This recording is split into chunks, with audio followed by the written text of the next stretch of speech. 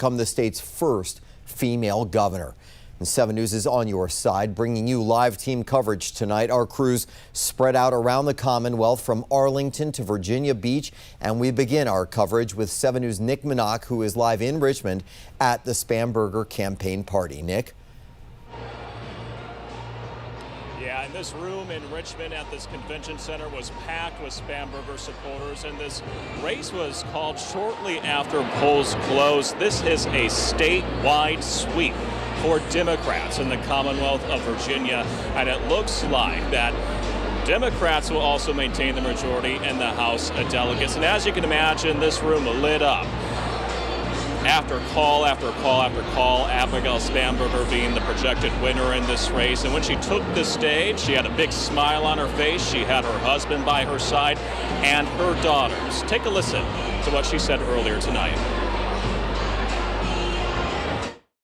It is the honor of my lifetime to be elected the 75th governor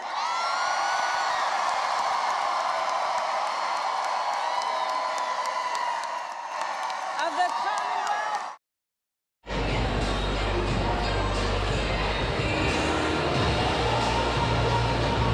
Okay, so this was a celebration for Abigail Spanberger, but I want to get to some of the things she says she's going to do, because she says this is a big moment for Virginia history, her win. But here's what she said she's going to do. She says she's going to go to work.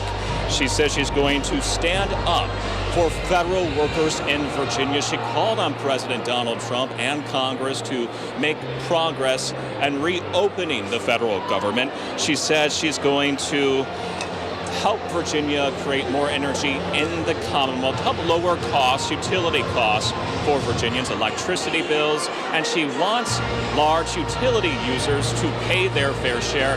That includes data centers. She also says under her watch, she's going to make sure that abortion access is not restricted. And the first thing she led with in her speech on what she wants to do is overall lower costs for Virginians who are feeling the pinch of inflation right now. She says she wants to cut red tape as governor so families in Virginia can afford homes they can actually afford. Reporting live in Richmond, Nick Minock, 7 News. All of that central to the theme of her campaign, fighting back against those federal cuts, government shutdown, and the economy downturn. Nick, we'll check back in. Meanwhile, we want to get to our 7 News' Tom Rousey, who is live in Leesburg tonight. He's at the Winsome Earle-Sears campaign event. Tom, a disappointing night for the lieutenant governor supporters. That's right, and she has conceded, and you'll hear from her in just a moment, Scott. You know, you need look no further than places like here in Loudoun County, also Prince William County, to see why Winsome Earle-Sears did not win. The margins she racked up in Northern Virginia were just not good enough, and Abigail Spanberger, for instance, won here in Loudoun almost 2-1. Now, it was within the past hour that Winsome Earle-Sears took to the stage behind me here and conceded. As part of her concession speech, she did the usual thing of thanking everybody, but she also called on Spanberger to govern as a moderate. She said she ran as a moderate, she should govern as a moderate, and she had one specific request for Spanberger.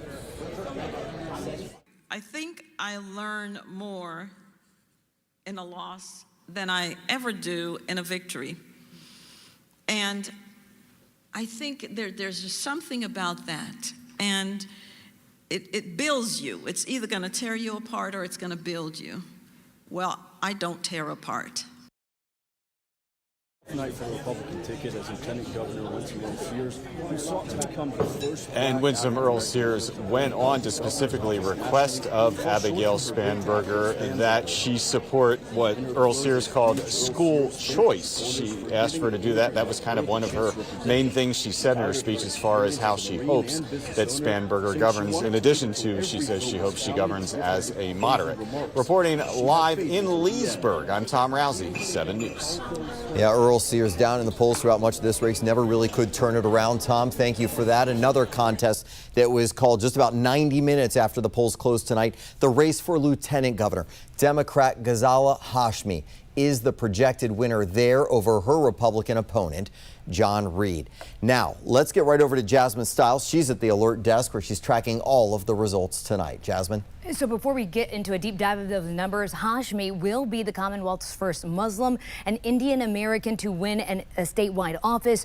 Reed would have been Virginia's first openly gay Republican elected to a statewide post. So a historic win either way, but let's dive a little deeper into these numbers. I want to spread this map out a little bit and get to Henrico, where it looks like Hashmi got 66.2% of the vote.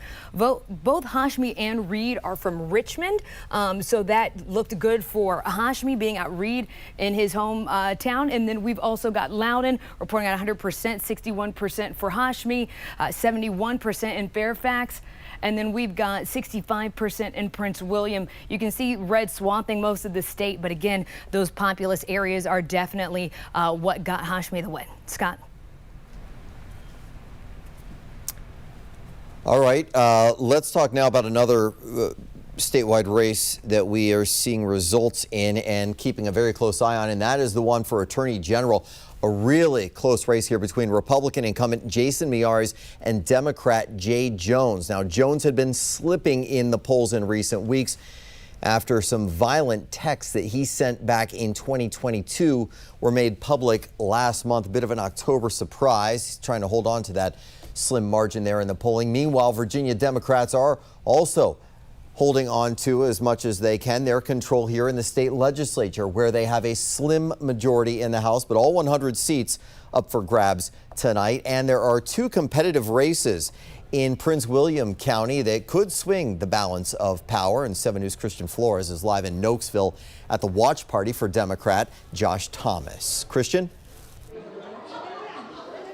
Yeah, right now we are at this watch party for Prince William County Democrats, shared among quite a few candidates, and as you can imagine, an absolutely jubilant atmosphere earlier this evening as these results were coming in. And the party's petering out a little bit. You still have a few people left behind here, still basking in the victories of earlier tonight. But you mentioned the race for House District 21. We spoke with Delegate Josh Thomas, and he not only won, but he won by a landslide, more than 15 points at last check. Keep in mind, this was a race he won by only about 3 points in 2023. Now, he credits this growing margin of victory for his record in Richmond. He spoke about the bills that he pushed on data centers and on fentanyl. So take a closer listen to what he had to say about tonight's victory and why he was able to grow this lead out. I think there was a certain bump that was already existing from what we were allowing families to, vote for, and that we were taking care of Virginia families when the other party was just trying to salute the leader and move forward. I think there's also a huge bump that was from Governor Spanberger.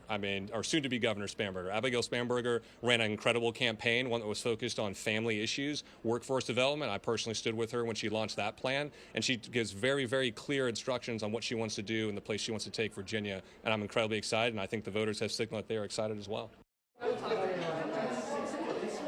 And right now you're looking at Delegate-elect Elizabeth Guzman. She's in neighboring House District 22. She's here hugging some family members, some supporters. Her mother is in the crowd as well. So we were also keeping a close track of that. She was able to flip House District 22 from the incumbent Ian Lovejoy. But right now, back to Delegate Josh Thomas. We asked him what he plans to do to build off of just some of his record in Richmond. He wants to bring back a data center bill that ultimately was vetoed by Governor Youngkin. He also wants to do more about rehabilitation resources for those dealing with drug addiction. Reporting live in Nokesville, Christian Flores, 7 News. All right, and just getting word now from downstairs in the newsroom that the Associated Press has declared that race for Jay Jones, the Attorney General's race we were talking about just a moment ago, going up against Jason Miyares, the Republican incumbent. It has now been declared that is a sweep for Democrats in those statewide races in Virginia, the governor's race, lieutenant governor, and now Attorney General going to Jay Jones, the Democrat. A big night for them. All right, we're going to take a quick break, but 7 News special election coverage will continue. And as we go to the break, here's a look at some more results coming in.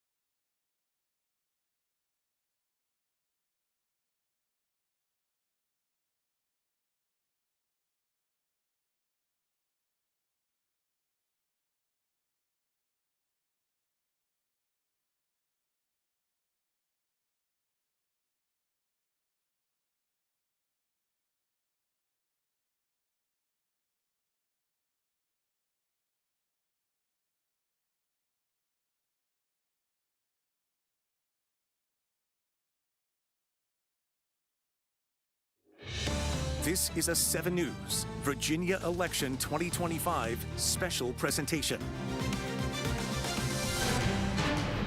I'm Jasmine Snells at the Alert Desk, and we are tracking the House of Delegates races and the balance of power.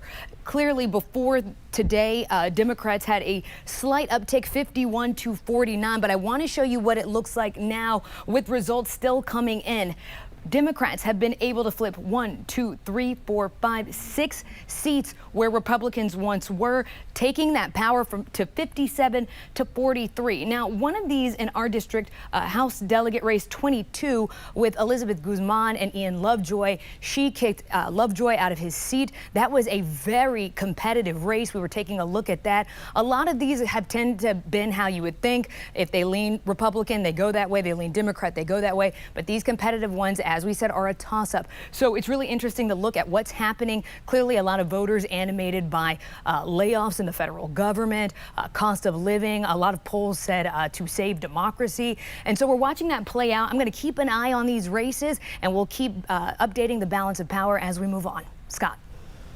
Jasmine, thank you. Throughout the evening here, we will have a panel of political experts helping us break down the races and what this could mean moving forward toward next year's midterm elections as well. And Dr. Stephen Farnsworth is a political science professor and director at the Center for Leadership and Media Studies at the University of Mary Washington.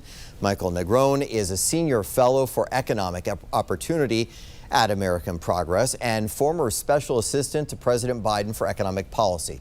Rena Shaw is a D.C.-based political strategist as well. So we have a great group here. Dr. Farnsworth, we'll kick it off with you. It's looking like a really big night so far for Democrats in Virginia. How much do you think Republicans were hurt by the federal worker layoffs and now this government shutdown?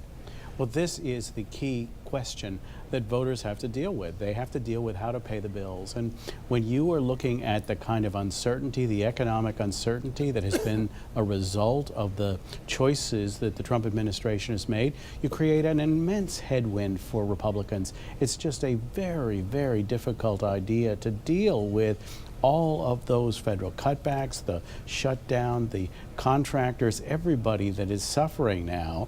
And that spills through all the people who are selling all kinds of things in the retail environment, because nervous people don't spend money. Yeah, and lose the confidence of a party vote sometimes as well, as we're seeing. Rena, some see the results of this race as a bit of a referendum on President Trump. He never, by the way, officially endorsed Earle-Sears for governor. He said go out and vote for the Republican, but didn't mention her in a call last night that went statewide. What impact do you think the president has or had on the races here in Virginia? I believe President Trump had an outsized impact on really everything in Virginia. What we're seeing happening in the House of Delegates with so many losses, it's clearly a night where having an R next to your name is a bad idea. And this is something we could have predicted, because we see how detrimental it has been for this federal government shutdown to be going on for as long as it has, not just on the economic side, but also in terms of trust. Party trust has sunk to all-time lows. I believe even out in the rural areas, you could look at Republicans and ask them what they felt about not just the cost of living, but do they trust the Republicans to enact any of the campaign promises that Trump made just this time last year? In general, also looking at what Abigail Spanberger really was able to do on the trail, she was able to portray herself more clearly and her plans, her policies, and the solutions she spoke about, again, in a more clear way than Winsome Earle-Sears was able to do, because at times it felt that Sears was just unable to even talk about what her plans would be. People had trouble accessing her plans online. And I do believe that President Trump, at the end of the day, did see that this was a deeply flawed candidate in Sears, and didn't even want to give her the lukewarm endorsement, despite her being the lieutenant governor. Yeah, and right now, if you look back at the presidential race, President Trump lost Virginia by about 6 points, and we're seeing numbers now. Spanberger up 14 points over Winsome Earle-Sears here. So there is a correlation. It's even bigger right now. Let's move on to Michael. A question for you about what this Spanberger victory means in the big political picture. Do you think it's indicative of something much larger? Is it a bellwether? How do you see it? It's absolutely a bellwether. What we saw today in Virginia, similar to what we're seeing in New Jersey, in New York, is candidates getting elected on affordability platforms, doing better than expected. We have looking like more of a double-digit, low double-digit win for Abigail Spanberger. It's looking like a double-digit win for Mikey Sherrill in a race that was projected to be closer than the race here in Virginia. And we are 1 year removed from a president who returned to office on a promise to lower prices on day one. And what he instead did was very quickly start implementing policies that have been driving prices up, sweeping tariffs, mass deportations that drive up the costs of labor for businesses, letting the premium tax credits expire for the Affordable Care Act. So we have 24 million Americans, including 400,000 Virginians, who are going to see their premiums double. You have the cuts to the federal workforce. You have the disruption to SNAP.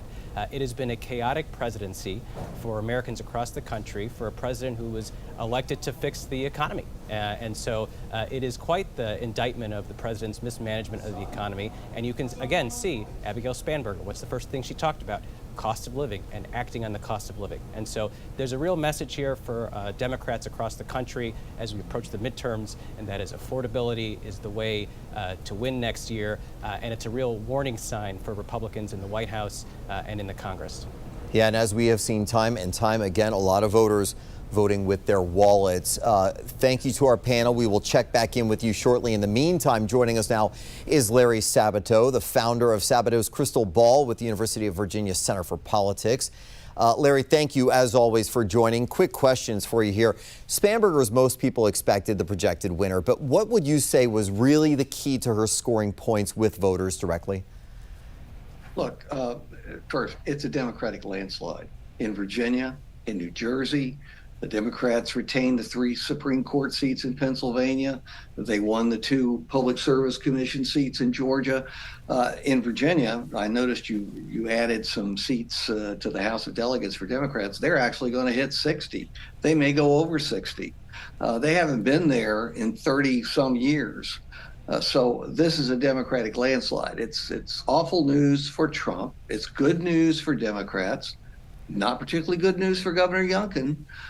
Most governors are able to at least get the candidates of their party close to winning, not defeated in a landslide. So there's no way to play this story other than a Democratic landslide, and then you go from there.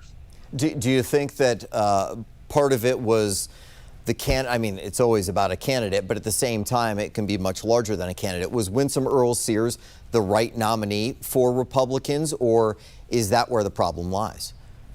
Well, I'm told by Republicans that Governor Youngkin insisted that she be the candidate. Now, he can dispute that all he wants, but senior people have told me that. So if there's a mistake there, I guess you can ask Governor Youngkin about it. But I don't think it was just that. It wasn't even close to being just that. Donald Trump is deeply unpopular in Virginia, in cities and suburbs that matter. Yes, he's still popular in the rural areas, and you see what that amounts to, low 20s in terms of the actual vote percentage of the statewide total. So, it's Trump. It's the fact that Abigail Spanberger turned out to be a very good candidate, as we had suspected given her congressional campaigns. And the Republican candidate was subpar. But the incumbent attorney general was a good candidate, and millions were poured into that race, and he ran against a Democratic candidate covered in scandal. And yet it looks like the Democrat's been declared the winner, and probably by 3 or 4 percentage points. So again, it's so much bigger than any one factor than you could name. If I had to pick one, I would say it's the unpopularity of Donald Trump. Well, and Larry, the timing's so critical because as we look at government shutdown and, of course, those DOGE cuts and federal jobs that in an area like Northern Virginia, where you have such a large population of voters that Democrats have to rely on and currently can feel like they were successful in that measure, the timing couldn't have been much worse for Republicans, right?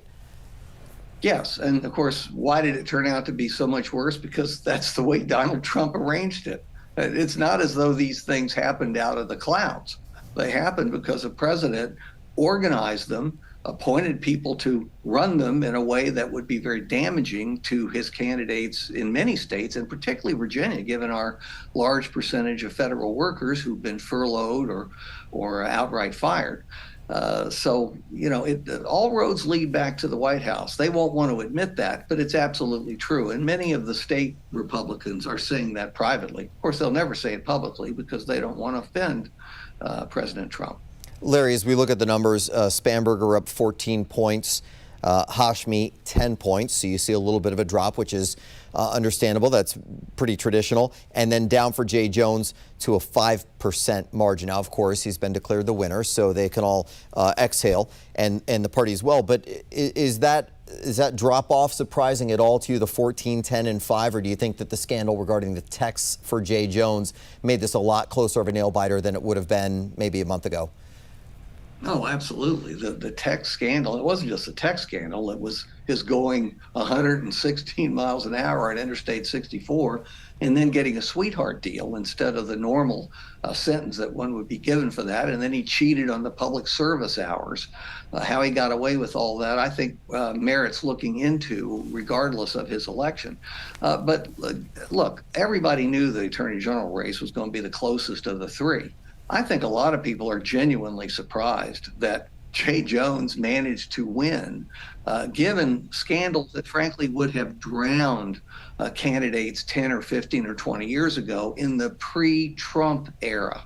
That's the critical change. We're all used to scandal now, and a lot of it. Yeah, and you're right about that. You certainly can survive something that 20, 30 years ago would have been your undoing. I mean, it's a big difference from a Howard Dean scream on a stage in New Hampshire. We have seen a different political landscape for sure. Larry Sabago, as always, for your insights tonight on this big election night and a big win for Democrats across the board, as you pointed out. We appreciate it. We'll check in again soon. We're going to take a quick break here, but 7 News special election coverage will continue. And as we do go to break, take a look at this. This is a live camera at the watch party for Zohran Mamdani. He has just been projected as the winner of New York City's mayoral race. It was watched by the entire world in some political respects, beating former New York Governor Andrew Cuomo, and it caps a stunning rise for that 34-year-old self-declared Democratic socialist state lawmaker, now ready to take over as mayor. We'll be right back.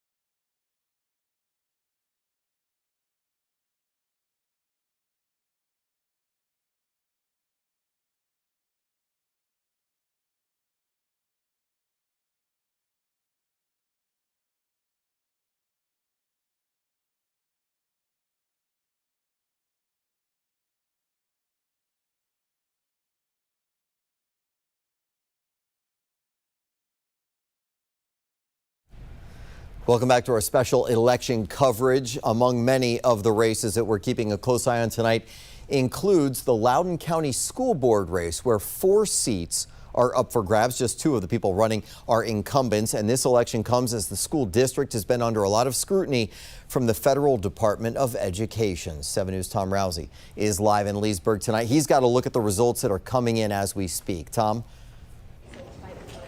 Yeah, Scott, there were 4 contested races for the school board here in Loudoun County tonight. And technically the school board is nonpartisan, but I can tell you the Democratic Party and the Republican Party each endorsed candidates in the race. And tonight, 1 candidate endorsed by the Republican Party won and 3 endorsed by the Democrats won.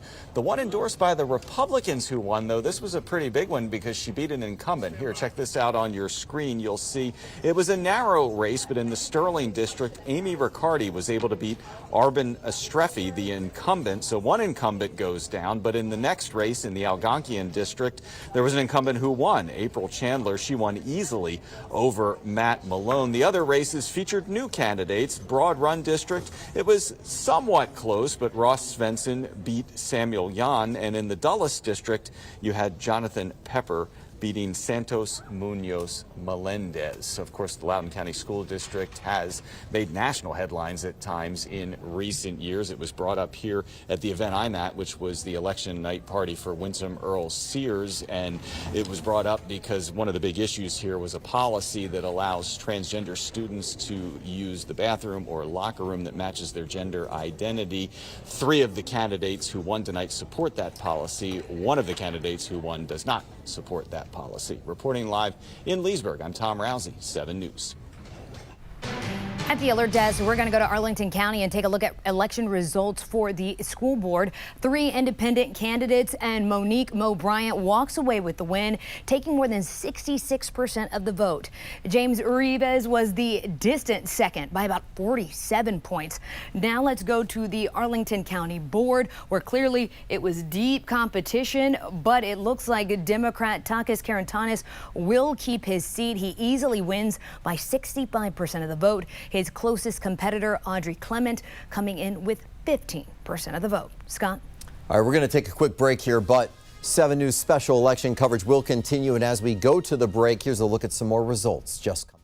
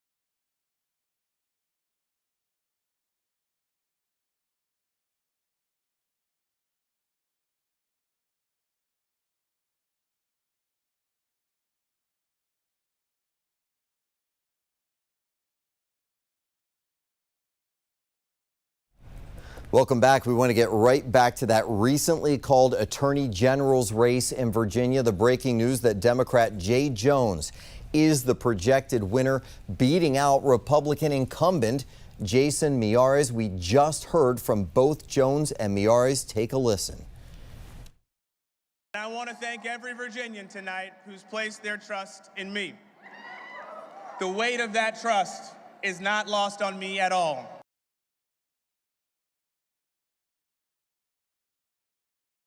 We knew when we started this campaign it was going to be tough. We knew we were fighting the tides of history, and we knew the other side would be motivated, well-funded, and organized. Virginians, I really wanted to win this one because Virginia's safety has always been my mission. All right, so there you have it. The Attorney General's race decided by, it looks like, just a handful of points, but quite a nail-biter for that race compared to the others. And let's get over to VJ now for a check of the weather on this election night. A very busy one, VJ. Yeah, for sure. Yeah, it's nice that our weather is dry and quiet. But what about tomorrow out the door? You're chilly, upper 30s to lower 40s, but climbing quickly. It's around 60 degrees by late morning. And look at how mild, 72 the high. It won't be a day, though, without advisories. We've got a wind advisory for the mountains, Hardy, Hampshire County up into Allegheny. And because of the dry conditions that we've had, open burning is banned. We've got a fire weather warning for these areas shaded in red from Page County all the way north for the afternoon hours. We'll have more on Virginia election night coming up after this short break.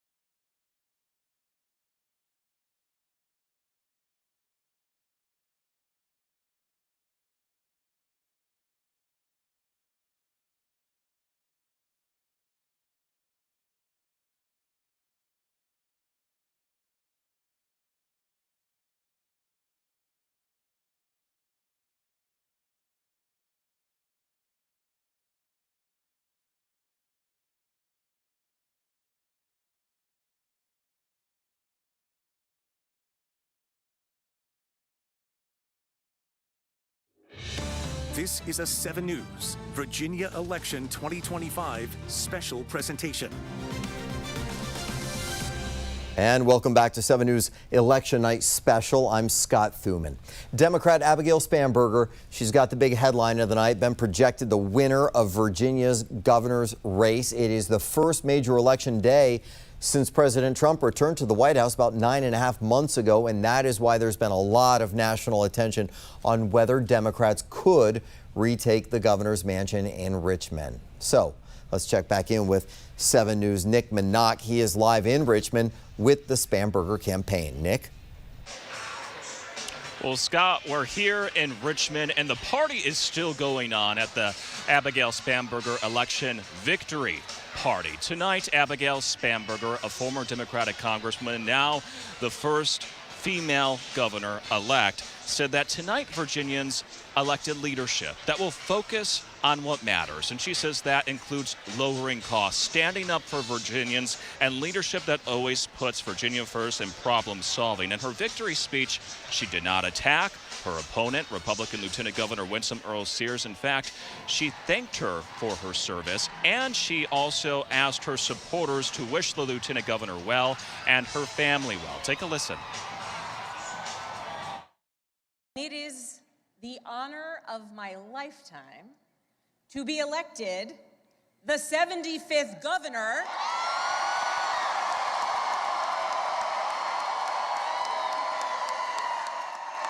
of the Commonwealth.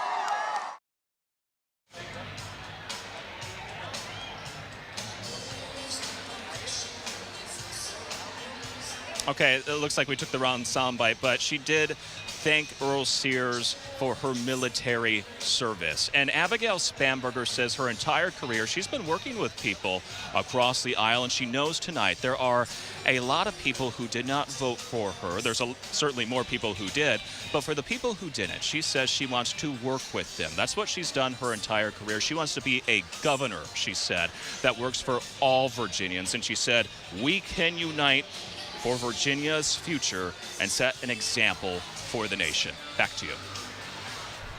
Such a big night for Democrats. Thank you, Nick. As for the Lieutenant Governor of Virginia, that's the other one we are keeping a close eye on. Democrat Ghazala Hashmi has been projected the winner there. She'll become the country's first Muslim woman to win a statewide office. Hashmi beating out her Republican opponent, John Reed.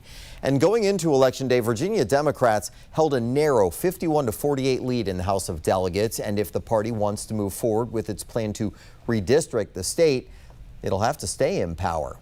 One of the races that's been a fierce fight throughout the campaign is House District 22 in Prince William County. And 7 News' Josh Chapin continues our team coverage now on that. Josh? Scott, we are here in Arlington County, a truly celebratory night for Virginians across the Commonwealth. This is where Democrats in Arlington County were watching some of the returns come in. You heard them cheering every time a race was called for the person they were in favor for. The race that we are focused on, though, as you mentioned, Scott, Prince William County, about 35 minutes from here, House District 22, which pitted Elizabeth Guzman against Ian Lovejoy. Guzman winning that race tonight. That means a return to the House of Delegates for Guzman. Her old District 31 was redrawn. Now she gets her seat back in a different district. Here is her a short time ago. I want everybody to know in whole Virginia that I do care about the state that I chose to come and raise my children and form a family. And everything that happens on this state and Prince William County is personal to me. Incredibly emotional there. Her current delegate, her challenger, Republican challenger, Ian Lovejoy, conceding. Here's the post that we can bring up on X. He congratulated Guzman on her win and said, "I've always served under the belief that this is not my seat, but the public seat, and the public is simply allowing me to occupy it for a short time." Scott, there were also big wins for Democrats here in Arlington County. The incumbent on the Arlington board, as Jasmine I heard mentioned earlier, he won. For more results on that, just head to our website, WJLA.com. Scott. All right, Josh, appreciate that update. Meanwhile, we're going to take a quick break here, but 7 News special election coverage will continue. And as we go to the break, here's a look at some more results just coming in.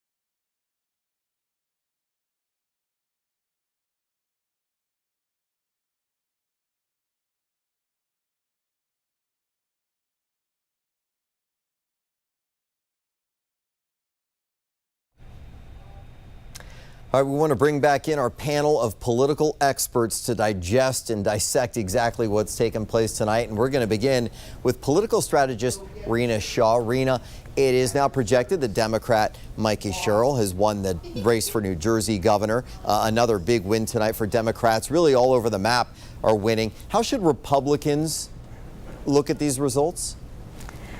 Well, I think one thing at play here is that we had in Jack Ciattarelli another flawed candidate, and for different reasons than what we saw with Winsome Earle-Sears in Virginia. Ciattarelli was a perennial candidate known to the Republicans of the state and not particularly well liked, not particularly authentic, and I don't think was able to meet the moment in terms of addressing the cost of living issues. New Jersey is a very complicated state. I've served a member of Congress previously who was a Republican from the northern part of the state. They've got a lot going on there in the municipalities and townships. I think with Mikey Sherrill, what she was able to do, she had some likability issues, I must add. I think she was able to, again, galvanize that sentiment that was happening right over the Hudson there in New York and say to people that the Republicans are making your life worse. The Republicans have not made it better as they would promise. Take a chance on me. And the funny bit of trivia is that she and Abigail Spanberger were once roommates. And now they both will be leading these two big states in a way that I don't know that Republicans really quite expected. I think they expected to cast both these women as one and the same vanilla Democrats. But what Republicans weren't able to do here was to look inward and say, we don't have particularly the best fresh-faced candidates up against both of these two very, I think, capable and qualified Democrats that really genuinely give off that moderate vibe. Yeah, and they're probably going to have to do a lot of Monday morning quarterbacking looking at how they ran this race. Good points there. Michael Negron is Senior Fellow for Economic Opportunity at the Center for American Progress. So, Michael, some might say, okay, look, you had Democrats, they're winning in blue states, shouldn't be a big shock. But there is nuance there. What is your biggest takeaway from these results? I think it just shows how Americans are concerned about affordability. And again, the reason that these really blue results should, and I'm sorry for being corny, but should make the Republicans in the White House feel blue is because it was just a year ago that they themselves were elected to bring the cost of living down. And here we are only 1 year removed, and inflation has remained around 3%.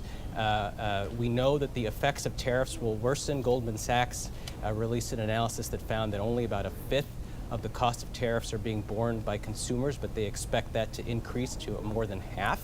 So we can expect more price impacts. The price of coffee is at an all-time high. The price of beef is at an all-time high. The price of appliances and used cars and trucks, toys, electricity, gas, all up.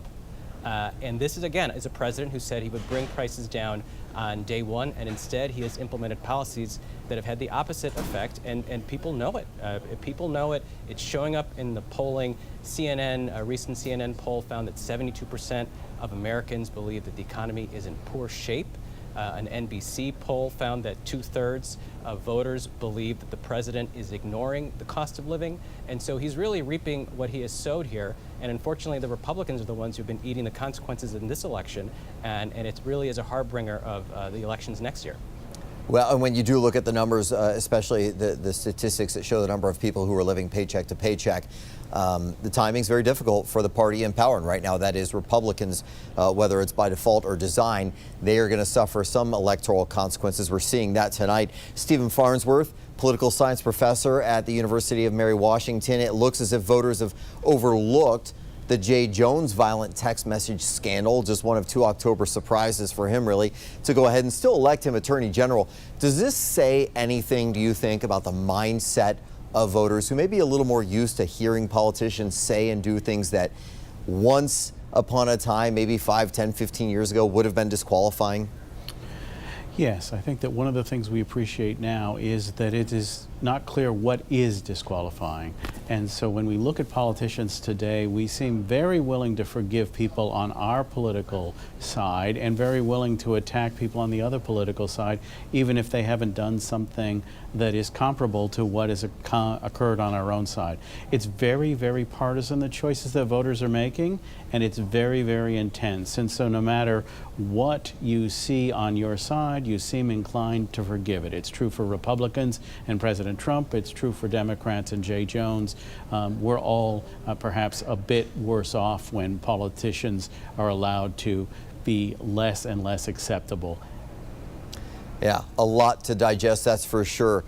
Stephen Farnsworth, thank you for your insight, and the rest of the panel as well. We're going to take a quick break here, but 7 News special election coverage will continue right after this.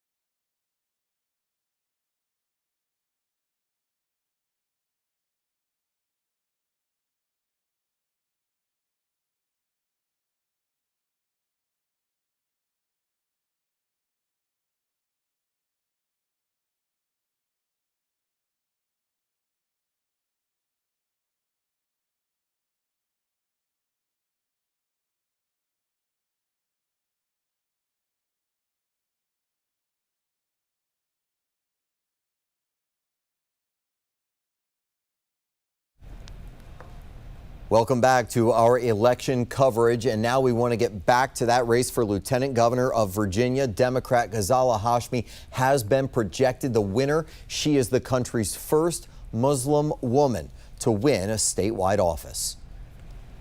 Virginia has chosen leadership that lifts up people instead of tearing them down. And together we have proven that in Virginia, a child's name, a family's personal struggles, and a community's identity are not barriers to belonging. All right, we are back with more election coverage right after this.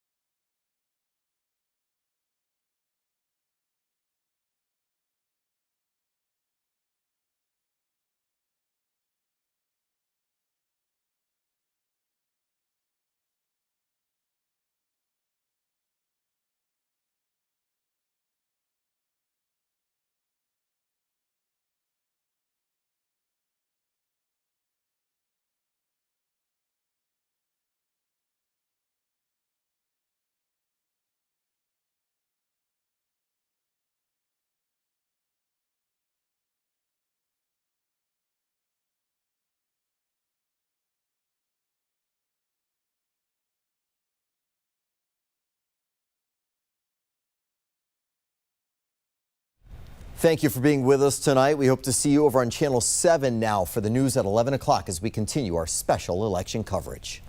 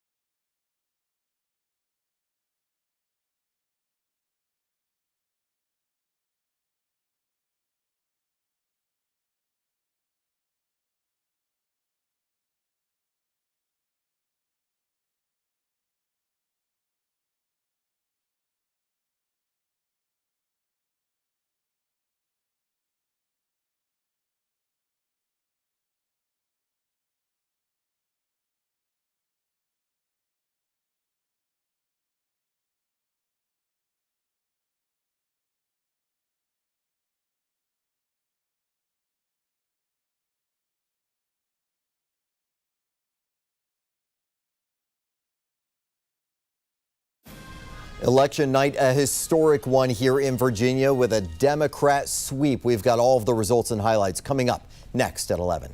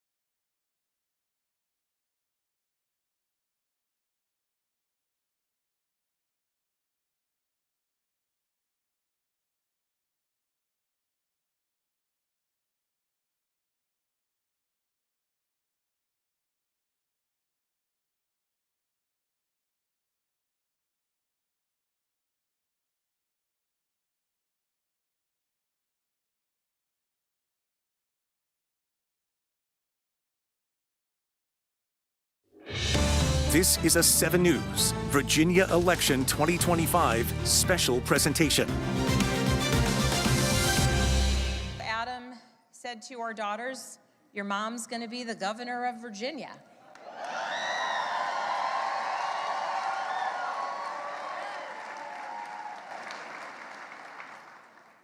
And I can guarantee those words have never been spoken in Virginia ever before. History made tonight. Democrat Abigail Spanberger declares victory as Virginia's first woman governor. Good evening. I'm Scott Thuman. The former Congresswoman ran against the state's current Republican Lieutenant Governor Winsome Earle-Sears. And as soon as polls closed tonight, Spanberger started off strong, quickly taking a lead with 99% of precincts reporting now. She has 57% of the votes and the rest of the ticket following suit, with the rest of Democrats in the state races pulling off a dramatic sweep. Tonight, 7 News is on your side. We've got extensive live coverage. Our team is spread out across the Commonwealth from Arlington to Virginia Beach to bring you the latest on closely watched contests that matter to you. We're going to start off with Nick Minock. He's live in Richmond at Spanberger's election night headquarters. And Nick, this victory completely shakes up the power structure across the state. a total sweep for Democrats. This was a very good night for Democrats statewide. The projected winner being Abigail Spanberger in the contest for governor, Ghazala Hashmi, the projected winner in the lieutenant governor's race, and Jay Jones, the projected winner in Virginia's attorney general race. Well, the watch party behind me is officially winding down, I should say.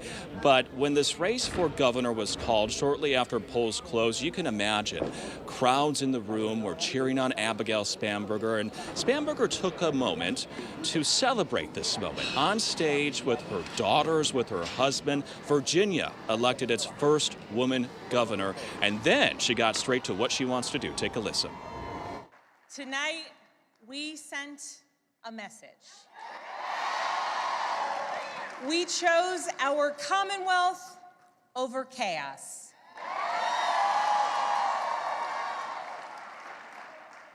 You all chose leadership that will focus relentlessly on what matters most. We turned that page by listening to our neighbors, focusing on practical results, laying out a clear agenda, and leading with decency and determination.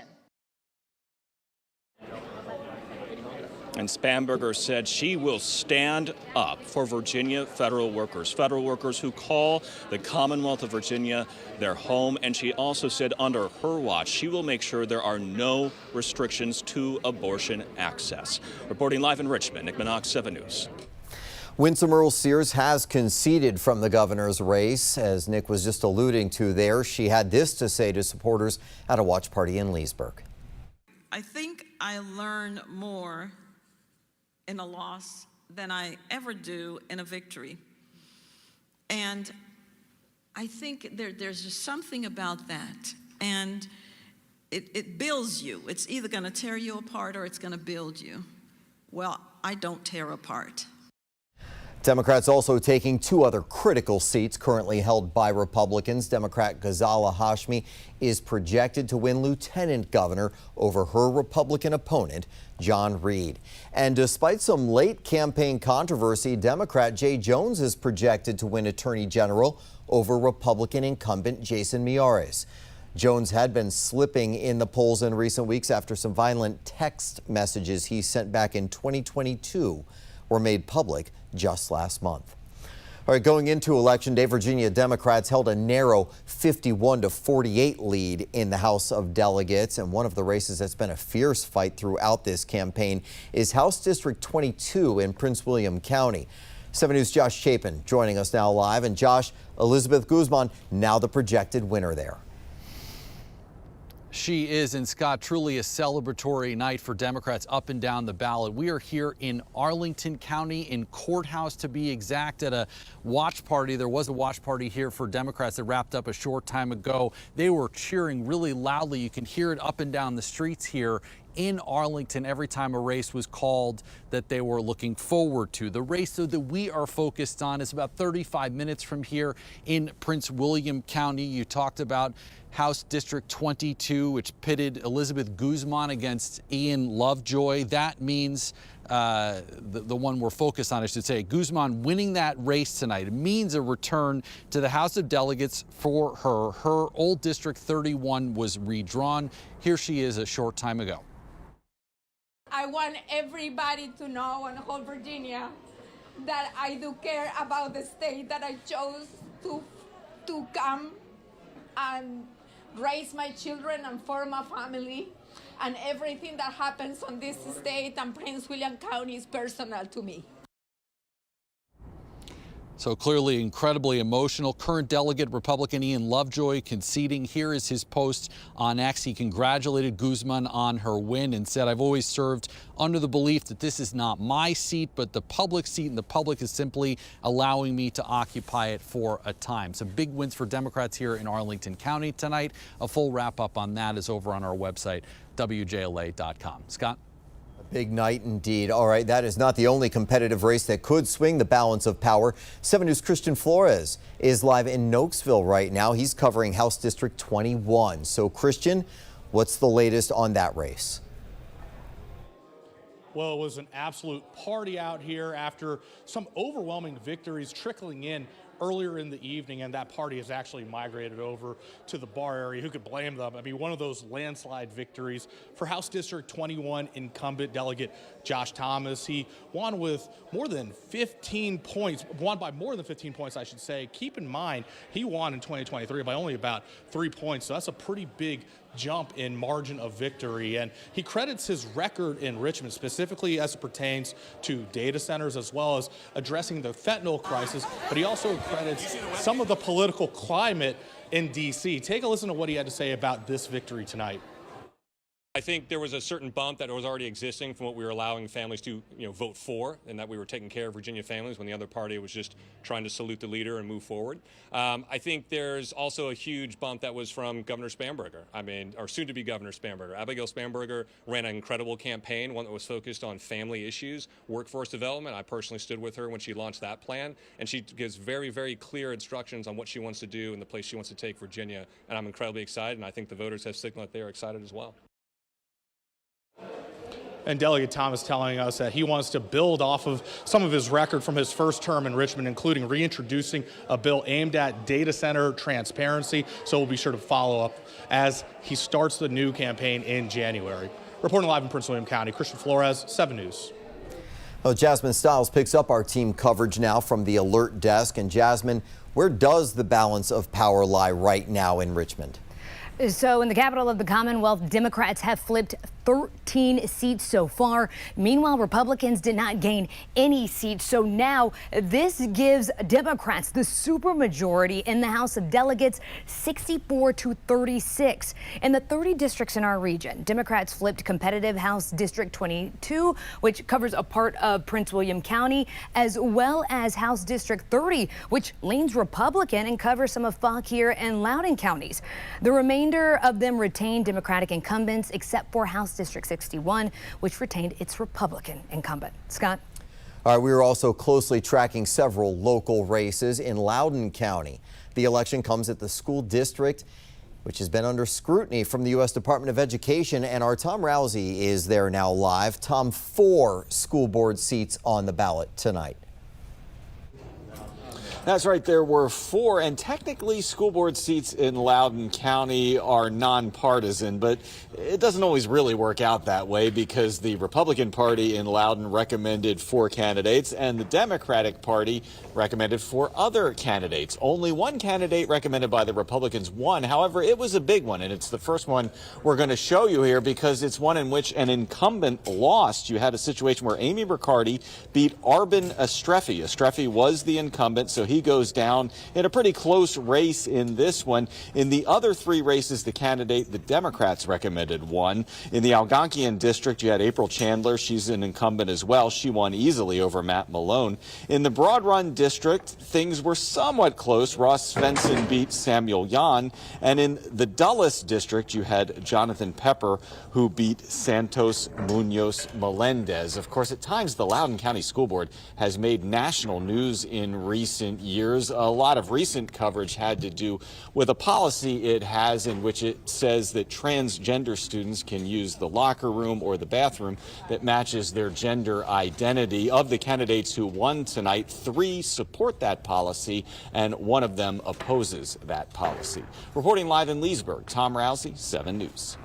Okay, Tom, still to come here. New details on this devastating scene, a UPS plane crashing just seconds after taking off, erupting into that fireball. What made the flames even worse, and the impact felt beyond the runway. And then back here at home, tense moments at Reagan National Airport. The reported threat that forced a flight to stop on the runway and deboard passengers. VJ? We start with a few advisories and warnings to tell you about for tomorrow. The wind advisories mainly west of I-81 for tomorrow. Winds there about 50 miles per hour. It's a fire weather warning. Some counties closed for Warren and Clark and Jefferson tomorrow afternoon. The big story we're into the 70s during the afternoon. Can we keep it going though? We'll let you know after the break.